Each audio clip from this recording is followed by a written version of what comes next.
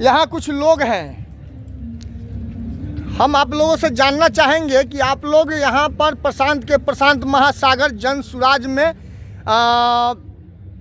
महिलाएं क्या कर रही हैं, मैं ये जानना चाहता हूँ। देखिए, हर जगह पे अब पुरुष के साथ साथ महिलाओं की भी भागीदारी हो रही है जी, हर फील्ड में जी। तो पॉलिटिक्स में भी महिलाएं आ रही हैं। नीतीश जी भी जो है, नीतीश जी भी तो 50% आरक्षण दिए हैं महिलाओं को, तो इस पर क्या कहना है? तो आप लोगों को तो उस पार्टी में जानना ही चाहिए था। ऐसा थोड़े है जिसको जहाँ मर्जी होगा उस पार्टी में जाएगा भाई। नीतीश जी 50% आरक्षण दिया है महिलाओं को। फिर भी नीतीश जी मुख्यमंत्री हैं, जेडीयू की सरकार है बिहार में, महिला मोर्चा के लिए सिर्फ रखे हुए हैं। लेकिन यहाँ पे जन सुराज में हम लोग क्या देखते हैं कि पुरुषों के साथ साथ महिलाओं को एकदम समान बराबर का अधिकार मिलता है। कहने के लिए तो है समता का अधिकार, कहाँ पे मिलता है महिलाओं को बराबर का अधिकार? लेकिन जन सुराज एक ऐसा प्लेटफॉर्म है जहाँ पे हम लोग खुद फील करते हैं कि हम लोगों को पुरुषों के बराबर का अधिकार मिलता है, इसलिए हम लोग खुल के आए हैं महिलाएं। ओ, ये बात है। तो आप मुझे एक और बात बताएंगी कि आज जो है सो 5 फरवरी का दिन है और बहुत ही पावन दिन है, पावन धरती पे गंगा माँ के तट पे जैसे क्या हो रहा है यहाँ पर आज के डेट में? क्या है, मतलब कुछ है क्या जो बहुत सारी काउंटरें लगी हुई हैं या बहुत सा जन सैलाब जैसा लग रहा है, भव्य स्टेज सजाया गया है? देखिए, आप महिलाओं की बात बोले हैं ना, आज क्या है कि एकल पदाधिकारी हर जिले में अनुमंडल अध्यक्ष है, पुरुष भी हैं, महिलाएं भी हैं, सबको बराबर के पद मिले हुए हैं। तो आज एकल पदाधिकारियों की कुछ बैठक है जिसमें प्रशांत हम लोगों को कुछ आगे के लिए दिशा निर्देश देंगे। और प्रशांत से आज मीटिंग है आप लोगों की, तो 2-3 हजार लोगों 4,000 लोगों का मीटिंग एक साथ कैसे संभव है क्या? बिल्कुल भाई संभव है, तो उसमें टाइमिंग सबका फिक्स है। जी धन्यवाद। जैसे टाइमिंग की बात नहीं है, प्रशांत महासागर इतना दूर में फैला हुआ है जिसका कोई वर्णन नहीं, वो मैं आपको आगे चल के दिखाऊंगा। कुछ ये भाई साहब बोलने जा रहे हैं, बात करना चाहते हैं। मैं आपका पहले शुभ नाम जानना चाहूँगा। है बेतिया से, मैं युवा अध्यक्ष हूँ। तो आपने युवा अध्यक्ष किस बात की है, किस पार्टी के, किस जन सुराज पार्टी। अच्छा, जन सुराज पार्टी के युवा अध्यक्ष बेतिया से हूँ मैं जी।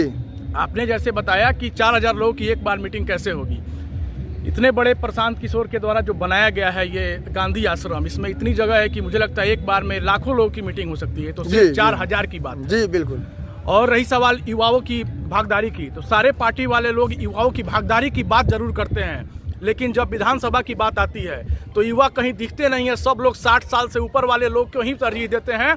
और युवाओं का जो कहना है, जो पलायन है, सबसे ज़्यादा पलायन युवाओं का ही है बिहार से, और वो युवा पलायन करते रह गया और हमारे नेता जो हैं वो रोटी सेकते रह गए। प्रशांत जी का जो विजन है उसमें सिर्फ साफ अक्षरों में लिखा हुआ है, साफ अक्षरों में वो बोलते हैं कि जिसकी जितनी आबादी उसकी उतनी भागीदारी, वो एकदम पहले से तय कर चुके हैं। और उन्होंने ये बता दिया है कि युवा ही देश के भविष्य हैं और बिहार को अगर आगे बढ़ाना है, विकसित राज्यों की श्रेणी में अगर हमें अगले 10 साल में लाना है तो युवाओं के कंधे पर ही हमें आगे बढ़ना होगा। प्रशांत के वादों और इरादों पर इतना कॉन्फिडेंस आपको कहाँ से मिलता है भाई साहब? देखिए, पिछले 2.5 साल से जब से पदयात्रा कर रहे हैं तब से प्रशांत किशोर जी ने जितने बात बोला वो आज तक उसी बात पे कायम है। ये बहुत ही बड़ा सभी युवाओं क्या सभी बिहार वासियों के लिए गर्व की बात है कि कोई आदमी इतना बड़ा सेटअप, इतना बड़ा सब चीज अपना छोड़ के बिहार के लोगों के लिए अगर पैदल चल रहा है तो ये छोटी मोटी बात नहीं है। और रहा मोटिवेशन की बात,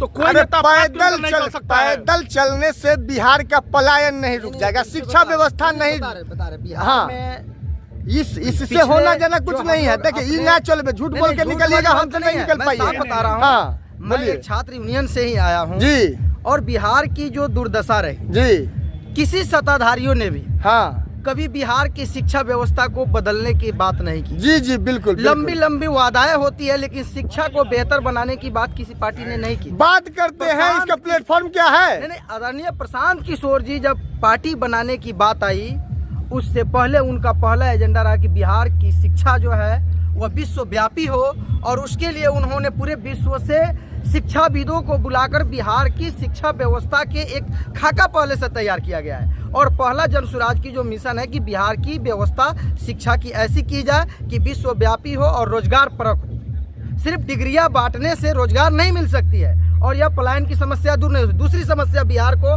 सबसे ज्यादा डिग्री कौन बांट रहा भाई? सत्ता अभी जो चला रहा है डिग्रियां बांट रहा डिग्रियां ही है। बांट क्या आपको नहीं पता है कि सभी कॉलेज में डिग्रियां बट रहा है और स्कूलों में खिचड़ियां बट रहा है? ये तो प्रशांत बोले हैं, उसी बात को दोहराते चलते हैं। आप नहीं, चलिए आगे क्या दोहराते बोल रहे नहीं थे चल रहा तो है। मैं तो बताइए। पहले से बोल रहा हूँ और दोहराते क्या चल रहा है। मैंने जब बिहार से इंजीनियरिंग किया उस समय भी परिस्थितियां यही ओ थी। आप इंजीनियर हैं? हाँ, बिहार से ही अच्छा। मैंने इंजीनियरिंग किया और बिहार की यही स्थितियां थी कि सिर्फ डिग्रियां बांटने की बात होती थी जिस समय गौतम सिंह मिनिस्टर हुआ करते। अरे क्या मतलब क्या फॉल्ट? आप जब इंजीनियर हैं तो मैं आपसे ये जानना चाहूंगा कि इंजीनियर जो मुख्यमंत्री हमारे हैं उनका पुल इतना ज्यादा 19 साल में 16 पुल कैसे धराशायी हो गया क्योंकि गुरुजी? मुख्यमंत्री जी को अपना डिसीजन लेने की क्षमता ही नहीं है। वो मुख्यमंत्री सिर्फ एक कठपुतली बनकर बैठे हुए हैं। बिहार की पुलवा सत्ता- गिर जा रहा है बिहार की कठपुतली सत्ता बनने से। जो है चला रहे हैं कुछ लोग, अमुक अधिकारी जो है पुलिसिया तंत्र के तहत चल रहा है। युवाएं जब हक मांगने जा रहे हैं तो उन पे लाठियां बरपाई जा रही है। फिर आजादी से पहले अंग्रेज भी जो है युवाओं के और बिहार के लोगों के और भारत के लोगों के साथ लाठी ही बरपाती थी। ये और देखिए गांधी जी के आज नीचे के क्या समय बोल में रहे हैं भैया। अगर हम अपने हक को मांग रहे हैं, अपने अधिकार को मांग रहे हैं और फिर लाठी से पीटा जा रहा है तो फिर अंग्रेज और ये वर्तमान सरकार में अंतर ही क्या है? कोई फर्क नहीं है क्या? और महिलाओं के जो बात कर रहे थे कि महिलाओं को अधिकार नीतीश कुमार ने दिए हैं। अगर नीतीश कुमार महिलाओं का सम्मान करते तो बिहार की बेटियों पे लाठी नहीं बरस पाते, कभी नहीं करते ऐसा। ये ज्ञान बिहार वासियों को पहले क्यों नहीं सुझाई? अब धीरे धीरे बिहार के युवा जगह है और जब भी बिहार की युवा जगह है तब बिहार में एक नई क्रांति शुरू हुई है और यह क्रांति शुरू हुआ है जनसुराज के तहत। और बिहार में 25 के चुनाव जो आने वाला है उसमें नीतीश कुमार का सफाया होगा और जनसुराज आ रही है सरकार में। जी हाँ, आप देख रहे थे जनता दस्तक। मैं अभिषेक कुमार आप लोगों से कमेंट में कुछ चाहता हूँ। इन तीनों का शकल देखिए, सूरत देखिए और न्याय कीजिए। आप कमेंट में लिखिए क्या इन्होंने सही बोला या गलत बोला। धन्यवाद।